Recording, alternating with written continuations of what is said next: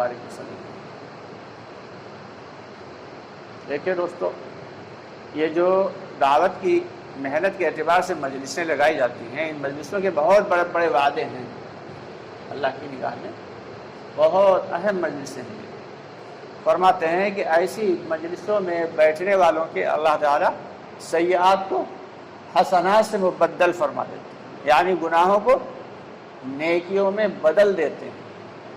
اب اندازہ لگائیں کہ جتنے بڑے بڑے اگر گناہگار ہوگا، وہ بڑے بڑے گناہ کیے ہوں گے اور دین کے مجلس میں بیٹھا، تو اللہ تعالیٰ اپنے فضل سے اور اپنی رحمت کی وجہ سے اسے گناہوں کو نیکیوں میں بدل دیں گے۔ ان تمام فضائل کا یقین ہمارے ذہن میں ہونا چاہیے، ہمارے دل کے اندر ہونا چاہیے۔ جب یقین ہمارے دلوں کے اندر ہوگا تو پھر اسی اعتبار سے اللہ تعالیٰ معاملہ فرمائے گا۔ اللہ رب العالمین نے یہ جو دنیا بنائی ہے، اس دنیا کو بنانے کا کوئی مقصد ہے۔ ابھی تو بات ہماری سمجھ میں دوستوں نہیں آ رہی۔ اور دنیا میں جو ہمیں بھیجا ہے تو ہمیں بھیجنے کا بھی کوئی مقصد ہے، ورنہ ہم سے پہلے دنیا میں کیا رہتے؟ جنات رہتے تھے، اور اس کے بعد پھر اللہ تعالیٰ نے اشرف المخلوقات یعنی انسان کو بنا دیا۔ کہتے ہیں کہ جنات کے اندر بڑی پاور، بڑی طاقت ہوتی ہے، یہاں سے لے کے آسمان تک جا سکتا ہے، اللہ نے اس میں بڑی پاور رکھی۔ لیکن ایک انسان کے اندر اس سے کہیں زیادہ پاور ہے، اس سے کہیں زیادہ طاقت ہے۔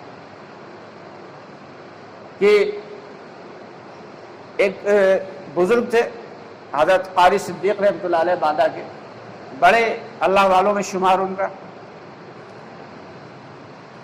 ایک دن جو ہے وہ ان کے جو خاص ان کا جو شاگرد تھا اور خادم تھا، انہیں وضو وغیرہ کراتا تھا اور ان کی دیکھ ریکھ کرتا تھا، تو وہ بھی اللہ والے آدمی تھا۔ بہرحال نیک آدمی، جب بزرگ کی صحبت میں رہنے والے تو بزرگ ہی ہوں، دوسرے تو ہو نہیں سکتے۔ انہوں نے دیکھا کئی مرتبہ کہ خادم نے کہ حضرت جو ہے وہ جمعرات کی شام کو غائب ہو جاتے ہیں، اور پتہ نہیں چلتا کہاں ہیں، نہ کمرے میں ہوتے ہیں نہ مدرسے میں ہوتے ہیں، اور جمعے کو پھر حاضر ہو جاتے ہیں۔ اب فکر میں پڑ گیا تگ و دو میں کہ حضرت چلے کہاں جاتے ہیں۔ پھر اس نے ایک دن جو ہے جمعرات کا دن تھا، اس نے کہا آج پیچھا کریں گے حضرت کا۔ اس نے جو ہے وضو کرایا، حضرت نے وضو کیا اور اس کے بعد ایک طرف چل دیا۔ تو اس شخص نے کیا کیا، خادم نے ان کے قدموں پہ قدم رکھتا ہوا چپ چاپ خاموشی سے چلا گیا۔ اچانک اسے ہلکا سا سر اس کا گھوما اور اسے لگا کہ سامنے ایک نالی ایسی پڑی، اس نے نالی کو پار کیا۔ چند قدم چلے تھے کہ دیکھیں کیا وہ مدینے میں ٹہل رہا، حرم شریف میں موجود، وہ مکہ مکرمہ میں حرم شریف میں کعبے کے سامنے موجود۔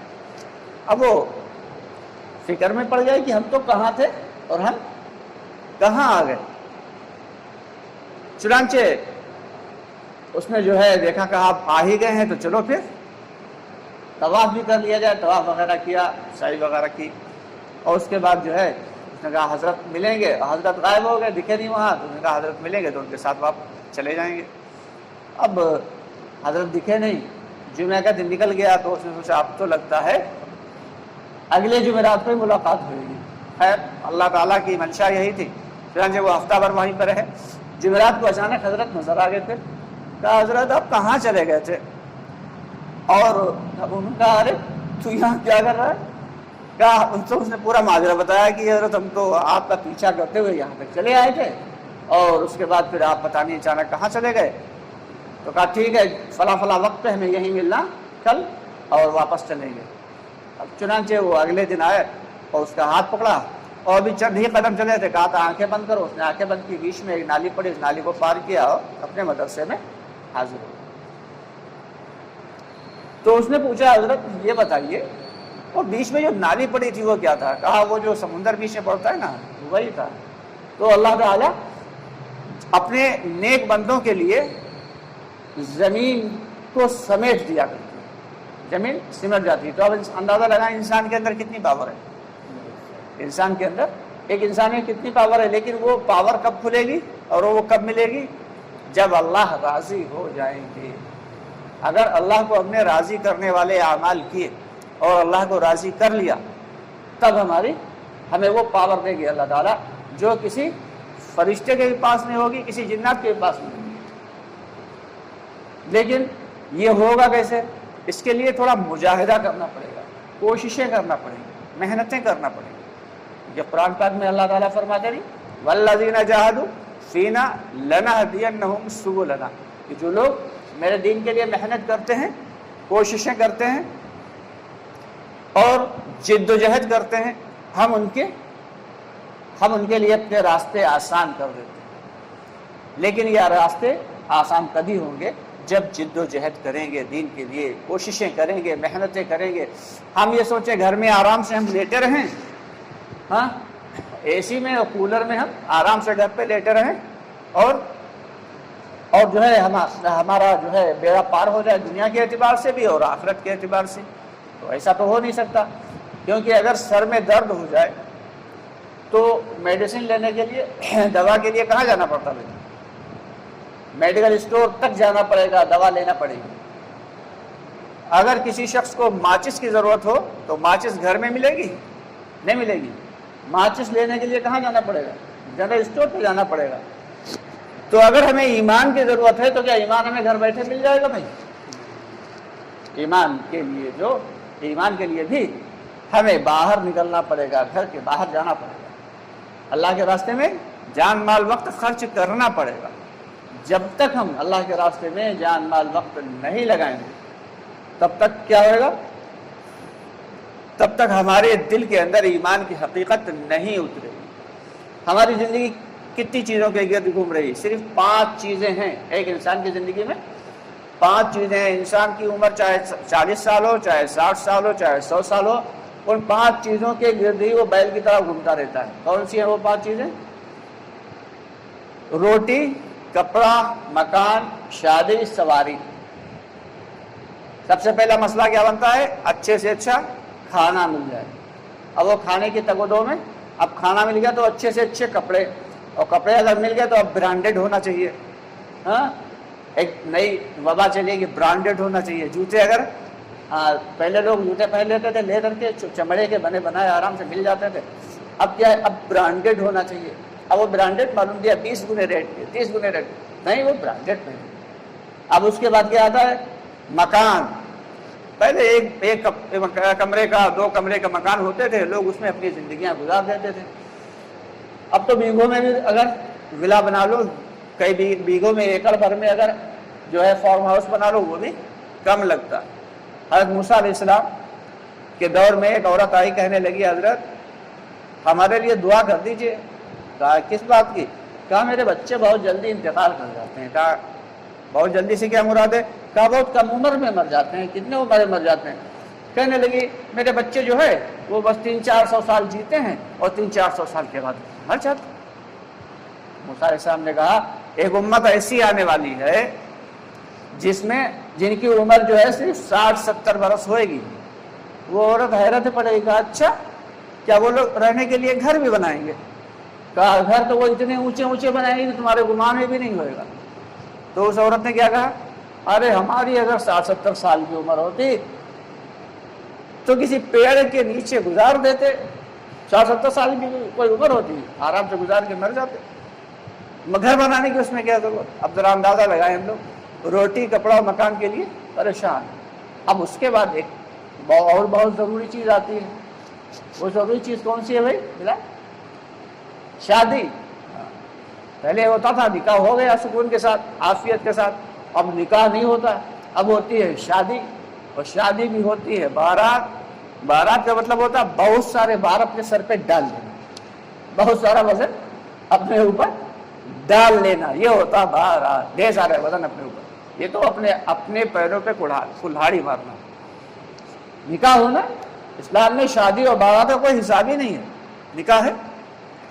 آپ صلی اللہ علیہ وسلم کے دور میں صحابہ کرام رضی اللہ تعالیٰ عنہ اجمعین نکاح کر لیا کرتے تھے، اور آپ صلی اللہ علیہ وسلم کو خبر بھی نہیں ہوتی تھی، اتنا آسان تھا نکاح۔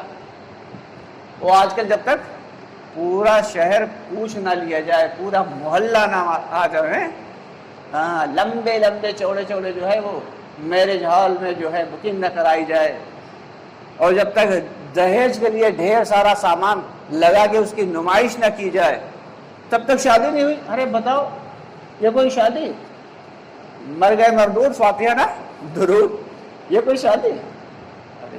یہ ایک بہت بڑا وبال ہے۔ اللہ ہم سب کی حفاظت فرمائے۔ یہ جہیز کی جو لعنت ہے، اس کی وجہ سے بڑے مصیبتیں پڑی ہوئی ہیں، لڑکی کے ماں باپ پہ بھی اور لڑکے بھی بیچارے پریشان۔ تو اس لیے کیونکہ ماں باپ بھی کہتے ہیں بھائی کچھ ہو جائے تب اپنی لڑکی کی شادی کریں گے، ابھی کیا ہو جائے، چاہیے کیا ہے، ایک جس جوڑے میں ہے لڑکی اسی جوڑے میں لے کے جاؤ آرام سے، اور جو گھر میں ہے اسے کھلاؤ پلاؤ، زیادہ اہمیت کی ضرورت نہیں کہ یہ بھی ہو جائے وہ بھی ہو جائے، کیا ضرورت ہے؟ اگر اللہ نے ڈھیر سارا دیا ہے تو ایک بڑا ولیمہ کر دے، اگر تھوڑا دیا ہے تو ہلکا پھلکا ولیمہ کر دے۔ حضور پاک صلی اللہ علیہ وسلم کے دور میں ولیمے کیسے ہوتے تھے؟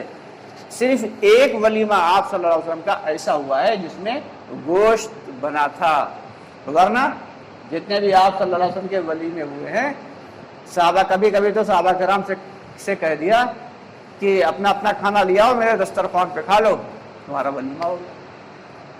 یا دسترخوان پہ کھجوریں بکھیر دی اور آپ صلی اللہ علیہ وسلم نے فرمایا کھجوریں کھا لو، یہ ولیمے کی کھجوریں۔ تو کیا ہمیں اسلام نے کتنا آسانی ہمیں دی تھی، اور ہم نے کتنی اپنے آپ کو مصیبتوں میں ڈال دیا، کیسی مصیبتوں میں ڈال رکھا ہے، کتنی پریشانیوں میں اپنے آپ کو ڈال رکھا ہے کہ شادی مشکل ہو گئی تو کیا ہے، زنا آسان ہو گیا۔ اب آدمی نوجوان ہے بھائی، اسے ضرورت ہے تو کہاں جائے گا، ظاہر سی بات ہے تو گناہ کا کام کرے گا۔ تو کیا کرنا ہے، ہمیں نکاح کو آسان کرنا ہے تاکہ زنا مشکل ہو جائے۔ اگر نکاح مشکل ہوگا تو زنا آسان ہو جائے گا۔ تو اس لیے بہت ہی احتیاط کی ضرورت ہے، بہت ہی فکر کی ضرورت ہے، اپنے معاشرے کو سدھارنا ہے، اپنے معاشرے کو بدلنا ہے۔ اور یہ فکر اور یہ بدلاؤ کب آئے گا؟ جب ہمارے نوجوان اس کے لیے کھڑے ہوں گے کہ ہمیں جہیز نہیں چاہیے، ہمیں کچھ بھی نہیں چاہیے، ہمیں بس صرف لڑکی چاہیے۔ تو کیا ہوئے گا، اس سے ایک معاشرہ بنے گا، ایک جو ہے دوسرے لوگوں میں بھی ایک فکر پیدا ہوگی۔ بہت اہمیت ہے اس کی۔ اور یہ جو 5 چیزیں بتائی گئی جن کے گرد محور کی جو ہے 5 چیزوں کے جو ہے محور بنا ہوا ہے ہماری پوری کی پوری زندگی، کہ روٹی، کپڑا اور مکان، شادی اور سواری۔ اس کے بعد ایک بہت بڑا اہم کام ہے سواری کا۔ سواری، جس کے پاس سائیکل ہے تو وہ چاہتا ہے بائک ہو جائے، بائک ہے تو سوچتا ہے ذرا ہیوی بائک ہو۔ ایسی نئی بائکس نکل رہی کہ جو ہے جن کے اوپر بیٹھ جائے تو ایسا لگتا ہی نہیں کہ کسی جو ہے بائک کے اوپر بیٹھے، لگتا ہے کسی جو ہے ہاتھی کے اوپر بیٹھے چلے جا رہے ہیں۔ اب آدمی کو چاہیے ہمیں ہیوی بائک چاہیے، اور جب ہیوی بائک اللہ نے دے دی تو کہتا ہے 4 ویلر تو ہونا ہی چاہیے، اگر 4 ویلر بھی اللہ نے دے دی تو کیا ہوگا، ذرا لگژری قسم کی ہو، اس میں جھٹکے بہت لگتے ہیں۔ تو دوستو، یہ اللہ تعالیٰ نے جو چیزیں دی ہیں ان پہ ہم اللہ تعالیٰ کا شکر ادا کرتے رہیں گے تو اللہ تعالیٰ مزید بڑھاتے رہیں گے۔ اگر ہم ناشکری کریں گے تو اللہ تعالیٰ زبردست فرماتے لئن شکرتم لأزیدنکم ولئن کفرتم ان عذابی لشدید۔ اللہ تعالیٰ فرماتے ہیں تمہاری دی ہوئی نعمتوں پر شکر کرو گے تو ہم تمہاری نعمتوں کو بڑھا دیں گے، ناشکری کرو گے تو دردناک قسم کا عذاب دیں گے۔ تو ہمیں دوستو فکر کرنا ہے، اپنے معاشرے کو بدلنا ہے، اپنے آپ کو بدلنا ہے، اپنی زندگی میں تبدیلی لانا ہے۔ اگر ہم نے اپنی زندگی میں یہاں تبدیلی نہیں لائے تو پھر آخرت میں پھر کیا حال ہوگا ہمارا، اس کے یہ کوئی ڈھکا چھپا نہیں ہے۔ تو اس کے لیے باقاعدہ فکر کرنا ہے، اس کے لیے باقاعدہ دعوت دینا ہے، جان مال وقت لگا کے اللہ کے راستے میں دین کی محنت کرنا ہے، اور دوسروں کو بھی دین کی طرف لے کے آنا ہے، کھینچ کے لانا ہے۔ امر بالمعروف اور نہی عن المنکر سے مراد کیا ہے کہ اچھے کام کا حکم کرنا اور برے کام سے روکنا۔ یہ ہم سب کی ذمہ داری ہے، ہر ایمان والے کی ذمہ داری ہے۔ اور جب تک ہم یہ کام کرتے رہیں گے اللہ کی مدد ہمارے شامل حال رہے گی، اور جس دن ہم نے یہ کام چھوڑ دیا اللہ کی مدد ہم سے ہٹ جائے گی۔ تو اس کے لیے سبھی تیار ہیں انشاءاللہ؟ انشاءاللہ تعالی مغرب کے بعد جو ہے بات ہوگی تفصیل سے۔